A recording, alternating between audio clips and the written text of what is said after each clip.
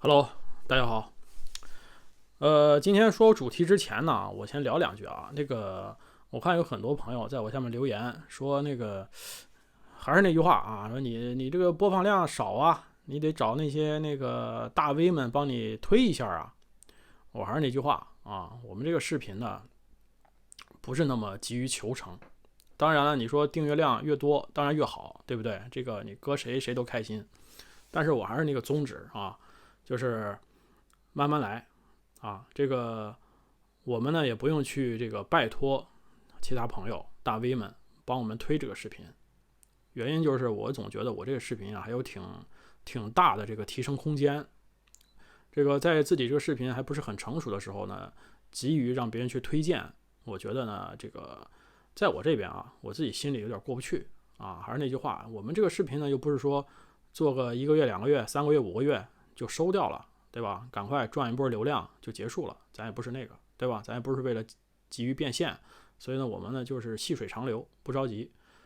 但是呢，我也得改进一下我这个自己所谓的这个推广方式啊。我不像很多人家专门做这个自媒体的，我经常就忘记什么，是吧？呼吁大家啊点赞，然后转发，然后订阅，对吧？这话几乎想不起来说啊，每期做完每期都忘。上传完之后才想起来说，哎呀，又忘了提醒大家订阅了。那么呢，我就干脆把这话呢就说在前面啊。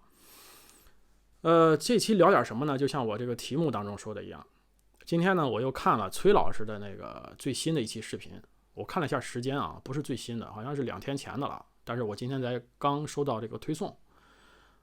崔老师从医院啊回到家调养这段时间啊，我专门做了一期视频啊。我说第一，首先呢，我是代表我个人啊，我谁也代表不了，我只能代表我自己。首先呢，我希望崔老师呢好好静养，把自己的身体先养好，身体呢是革命的本钱，对不对？你不管以后你有什么话题想聊，是吧？你站在谁的立场上，起码你身体得好，精神得好啊，精神得好。所以呢，刚开始我就说崔老师啊，你先把身体先调养好，对吧？不是很急着出来跟大家见面，跟大家报个平安就可以了。那么后来呢，崔老师呢就是逐渐啊露脸跟大家就是聊天。然后呢，我发现崔老师呢回家之后啊，他的讲的话题啊和之前有一个相对来说比较大的转变啊，起码就是在这段时间里，他自己在视频里他自己说的，是说以后可能他看待生活、对待生活的方式，他自己要调整啊，就是不能总盯着那些让人不开心的事儿啊，生活当中还是有很多美好的嘛。他最近这几期视频呢，都是在他们家小区里边做的，在户外做的，是吧？我之前我的视频里我也说了，对吧？一看崔老师家住那小区，在北京来讲，那就不能说多高档吧，起码还是中上等以上的啊，绿化非常好啊，也非常宽敞，是吧？绿树如茵，然后呢人又不多啊，蛮不错，挺舒服啊。他坐在那儿跟大家聊天，他自己都觉得挺舒服。他就说，哎，聊聊爱好，是吧？聊聊花，聊聊草，聊聊电影。然后自己就说啊，自己也要在这段时间呢，也要培养一些自己的爱好，不要总是想这些让人不开心的事儿。当时我也这么想的，说实话啊，我对崔老师的建议也是，这个人呢，你不能一天到晚老是盯着这些阴暗面，对吧？你对于一个国家也好啊，看待一个事情也好，它有很多的这个角度啊，有很多的这个方面你可以去关注的，不是说我们一眼望过去，是吧？它只有黑或白，没有那么简单啊！世界不是一个2维的，世界是一个多维的。那针对中国来讲，14亿的大国啊，这么多人口，这么大面积，这个成分又这么多复杂，所以中间呢肯定有很多不尽人意的啊！不光是不尽崔老师意，也不尽我们意，对吧？我们作为一个普通老百姓，是吧？跟崔老师的知名度一个天上一个地下。无论是财力，无论是威望，都差很远。所以说呢，当时我那视频里我也劝崔老师，对吧？还是以静养为主啊。愿意聊天呢，就聊点轻松的，就像崔老师自己说的，是吧？聊点爱好，聊点花，聊点草，聊点小动物，是吧？回忆回忆自己儿时的童年，跟大家唠唠嗑，挺好。那么为什么今天呢，我又开一期视频再说崔老师呢？因为我刚看了崔老师这个视频啊，是我被崔老师这个视频的题目吸引进去的啊。崔老师这个题目有几个字儿比较抓眼球，我相信崔老师之所以起一个这样的题目，他肯定是希望别人点进去看的啊。这个题目里边有几个字是说一些别人不太开心的事情，对吧？你看这题目起的就挺好啊，难怪崔老师是这个中国传媒大学教授啊，人家是科班出身啊，比我们强多了。那在这个视频里面呢，开篇儿这个崔老师呢还是跟大家啊惯常的聊一点这个闲云野鹤啊式的主题。大概进展到视频中间的话，当然你们有兴趣的可以去看啊。到中间的时候，这个崔老师呢就话锋一转，就提到一个什么呢？就提到这个大自然呢是非常美的啊，但是呢，崔老师觉得呢，这个我们人类啊，对于自然这块呢，可能是他想表达的意思，就是想过度开发也好，对吧？人定胜天也好，尤其是人定胜天这4个字，崔老师在这一期他的视频里边呢，做了一个比较大的批判啊。他觉得我们人呢，还是要跟自然和谐相处，对不对？然后呢，不要试图的总是想去改变自然啊。这个我们还是要回归自然，我们要享受这个自然。然后呢，中间呢他举了一些例子啊，但是呢也许你看完视频之后你会有自己的想法啊，我只是说我看到这个视频之后我的感受。我总觉得崔老师所批判的人定胜天这4个字啊，我个人认为崔老师可能是从这个过于字面化的去理解这个词的意思了，对吧？崔老师的意思就是说，自然给了我们这么好的一个环境，我们不应该去破坏它啊。当然他后面他在快结尾的时候，他就透露了他之所以为什么批判人定胜天这个词啊，他的用意他在后面就会流露出来，我一会儿再跟大家说。那么仅仅我们去看人定胜天这4个字的时候，我个人认为啊，你不能从字面去理解。当然我们要跟大自然和谐相处，对吧？当然我们要所谓的回归大自然，回归大自然目前也是一个非常流行的一个，无论是在养生上也好，或者在休闲上也好，是吧？大家都吵着要回归大自然。但是我想说的是什么呢？崔老师，你把这个东西啊又教条化了啊，又把它极端化了。怎么说呢？我举个例子啊，比如说，我不知道崔老师看了那个《我和我的家乡》没有？在这个片里，我记得好像是我看那宣传片，都有一个片段，它是那个中国人去改造这个西北的大戈壁啊。西北大戈壁的形成，说实话，它是一个自然环境造成的，它不是因为人为的啊乱砍乱伐造成的那个那么广袤的沙漠，不是这个，对吧？你在陕西啊那一带啊，秦岭那一带生活的那些人们，他多少年了，他都是那样啊。这个漫天黄沙，对吧？沙尘暴。但是呢，就是这个随着人们科学技术，是吧？这个农业技术的发展，我们研制了很多可以在沙地里这些贫瘠的土壤上种植的植物啊。我相信崔老师可能也关注过，比如说像阿里巴巴，是吧？支付宝里边都有什么所谓的收集能量，然后帮你去栽树。你可以去查一下，目前中国在治沙的这个项目上取得了特别大的成就，对吧？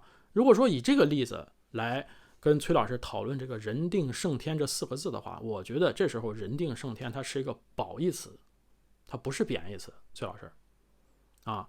那么在正常情况下，我觉得人定胜天这个词呢，我们不要把它极端化，对吧？你说很多人包括很多国家啊，图这个眼前的利益啊，这个利益短视化，对吧？乱砍乱伐也好，是吧？这个过度的开采资源也好啊，或者说是比如说空气污染也好，水污染也好啊，土壤污染也好，当然给自然造成了非常大的危害，包括对动物、植物，是吧？都有一些我们不愿意看到的结果发生，这是实话，这也是事实，这是没错的。但是呢，在这个同时啊，这个人类在错误当中呢，它也有一段不断反省的一个过程，对吧？就是还是那句话，还是以我们自己国家为例。我觉得前20-30年，是吧？我们突飞猛进的发展，我们比较粗犷式的发展，造成了环境的污染啊，给我们的健康、给我们的生活造成了很多的影响，这是事实。但是呢，我们现在回过头开始去这个治理它对吧？现在共产党不是也这个对外宣传是吧？青山银山要比这个什么金山银山是吧更宝贵更有价值吗？啊，不就这个意思吗？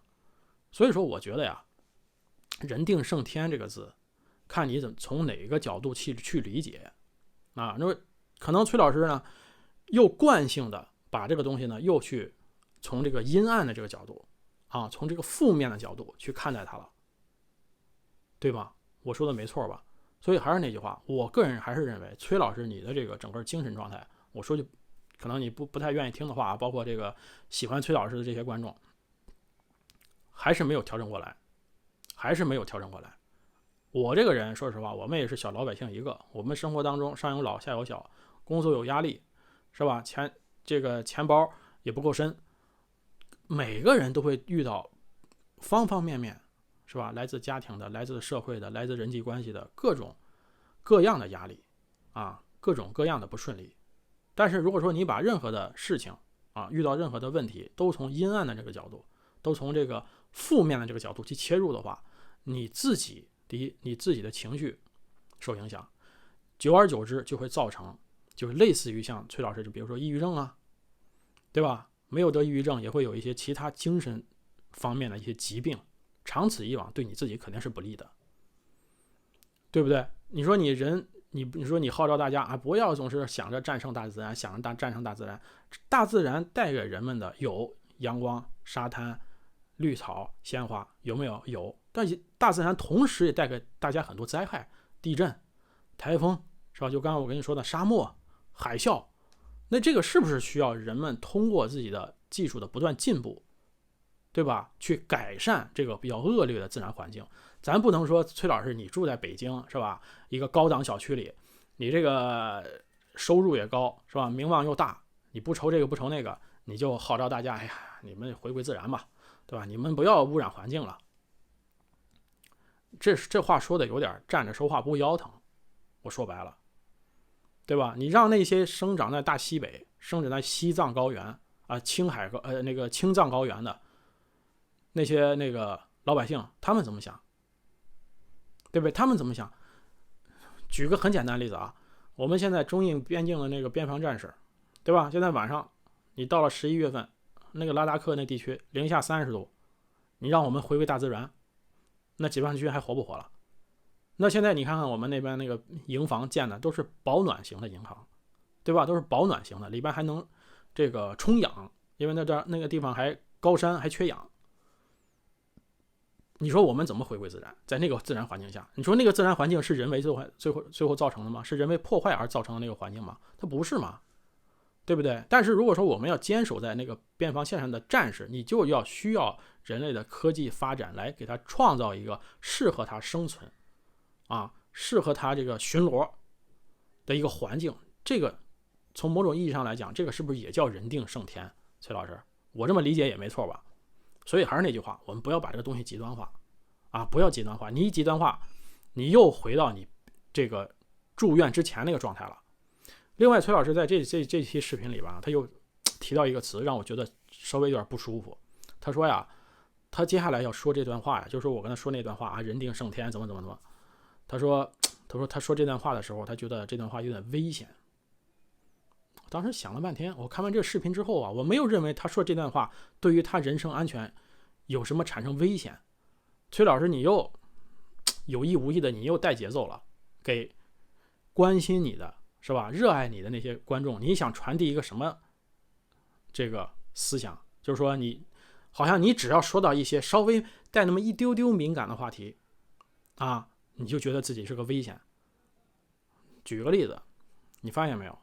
崔老师住院之前，就是这次入院治疗之前，我之前也做过一些视频。崔永元每次说话都是戴个帽，戴个大口罩，就露俩眼，是吧？拿个耳机，一边走一边说，行色匆匆啊，3分钟2分钟一段视频，3分钟2分钟一段视频啊，还伴随着那个走路喘气的那声音，就特别像那个特务接头。真的，那个东西让我看上去很不舒服。不是说崔老师那装扮不舒服，我就觉得崔老师你现在生活在什么环境啊？到底你跟我生活的不是一个环境吗？我们现在不都在中华人民共和国吗？你至于每天这样诚惶诚恐，是吧？如惊弓之鸟啊，觉得好像周围好像有一万双眼睛盯着你。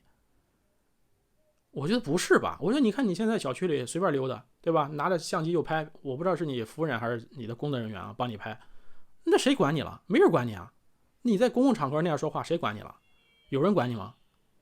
对吧？你这顺利的把这视频，你虽然没有在国内平台上发，你在 YouTube 上不是也发了吗？没有人管你，崔老师，你不要自己啊有点那种受迫害妄想症那种感觉啊，好像我不知道他这么说呀，是真心他这么想，还是说，哎，我通过这么一说，我好像又能吸引流量啊？我是不想相信崔老师是为了吸引流量而造成的这种自己被破坏了，自己被迫害的这么一种啊受迫害的形象啊，这样不好。这个有点像我之前我说的莎莎一样，对吧？你不要自己为了这个打造一个自己是这个人民的代表也好，是吧？人民的良心也好，把自己就一定要打造成一个被公权力是吧？被执政党迫害的那么一个形象。如果没有一个这样形象跟大家见面的话，好像你就不能代表广大人民，你就不能代表底层人民，这个逻辑不通啊，这个逻辑真不通啊。还有一个，我为什么说崔老师视频后半段就流露出他为什么一直在反对人定胜天，他反对人类改造大自然。最后崔老师终于露出他的这个想要表达的这个意图了，什么呢？又回到转基因这个问题上了啊！崔老师又说，哎呀，转基因，对吧？你看美国啊，人家有转基因的，有不转，有非转基因的，是吧？连那个什么天上飞的，是叫什么大雁，是吧？连大雁都能自己分清楚哪个是转基因的食物，哪个是非转基因的食物啊！大雁都能分得清楚。崔老师话锋一转，他说：“你看我们国内的这些检测转基因和非转基因的这些检测人员，他们都分不清，你看大雁都能分清。第一，大雁具体能不能分清？因为我不是科学家，我没有这个数据支撑，我不知道。另外，我们回到转基因这个问题本身，如果说你问我如果说我在我可以选择的情况下，说实话，我也选择非转基因食品啊，这是实话。在能选择的情况下，我选择非转基因的食品。但是，这个并不是我要表达，就是我觉得转基因这个东西不好，这是我实话。但是我为什么又要选择非转基因食品呢？是因为我觉得转基因这个东西啊，它的技术沉淀还太浅啊，它应用的时间还太短。我觉得针对食品这个东西，它肯定要需要1代人、2代人甚至3代人，是吧？不断的去验证这个东西到底有没有害。因为有一些东西它是，如果即便是它有害，它不是立刻能凸显出来的，因为它毕竟不是毒药，对吧？你吞下去是吧，当场倒地是吧？口吐白沫，七窍流血。你像转基因这个食品是吧？你比如说转基因玉米也好，转基因什么乱七八糟其他东西也好，也许转基因玉米没事儿，也许转基因其他东西可能就有事儿。那这个事儿呢，又需要非常漫长的时间才能凸显出来。你无论是在遗传上也好，是吧？或者是在这个慢性病上也好，所以这个需要时间去证明它。但是现在时间起码还没有证明它是对人类有巨大危害的，这是我自己所看到的这个事实啊，对吧？所以我现在不能说它好，也不能说它不好，我只是说它有待观察。所以在这种情况下，我选择了非转基因。如果在可以选择的情况下，对吧？如果说我实在没钱，那转基因食品便宜，那我就只能先以填饱肚子为主，对不对？以不被饿死为主，是不是这意思，崔老师？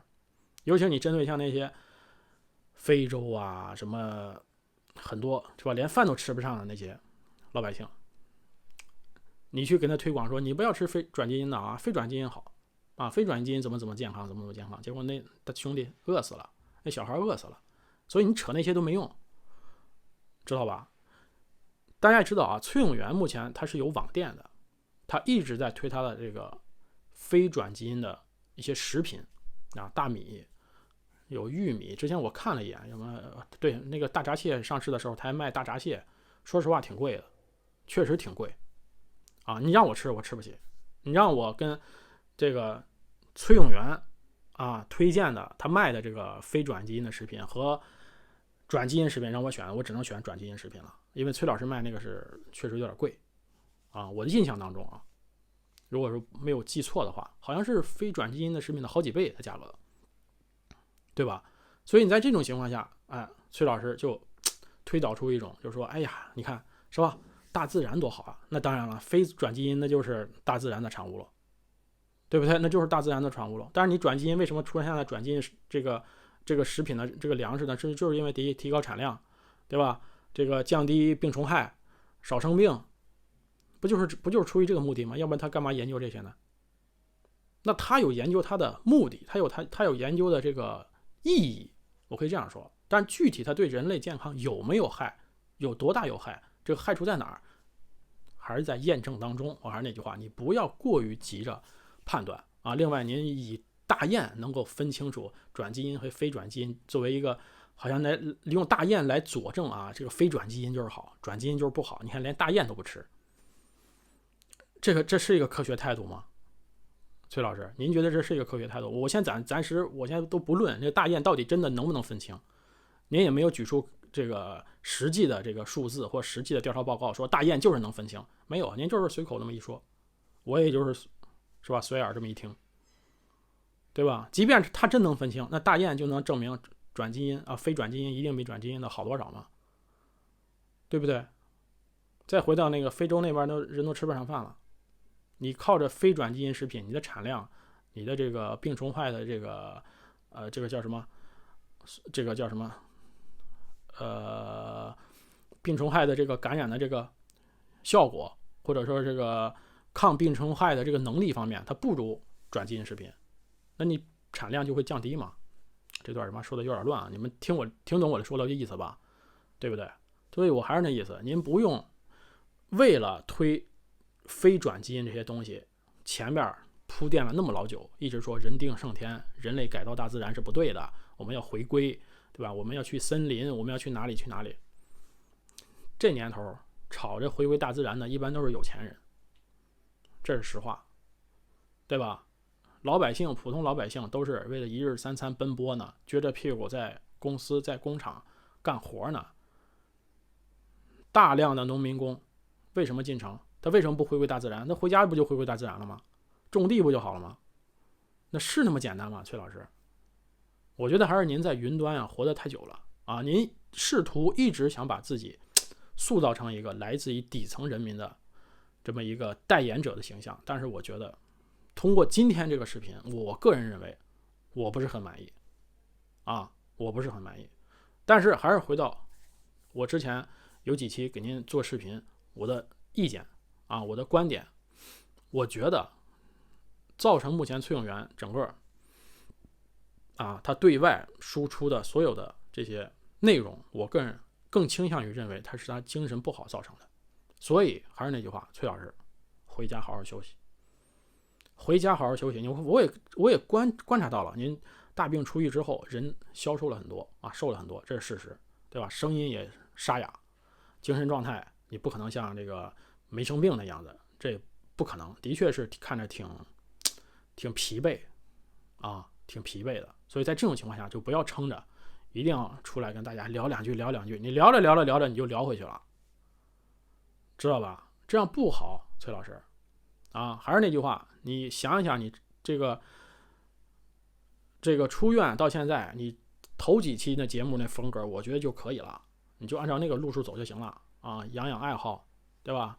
聊聊小动物，聊聊历史，对吧？聊聊这个奇闻异事啊。你通过这些话题啊，你先把你的状态调整一下。我不是让你以后一直聊这个，调整一下，好吧？把自己先调整成一个正常的状态啊，正常的状态。这个还是那句话，我们人微言轻，我们什么都不是，是吧？我们做个自媒体，粉丝也没几个，看的人就更少。但是呢，总看到崔老师这样啊，这之前还是我们热爱的崔老师吗？啊？我之所以愿意说崔老师，证明我还是关心崔老师的，对吧？所以还是那句话，崔老师，您回家歇着吧，先，对吧？不急于这1个月2个月，你养好了再出来嘛，急什么呢？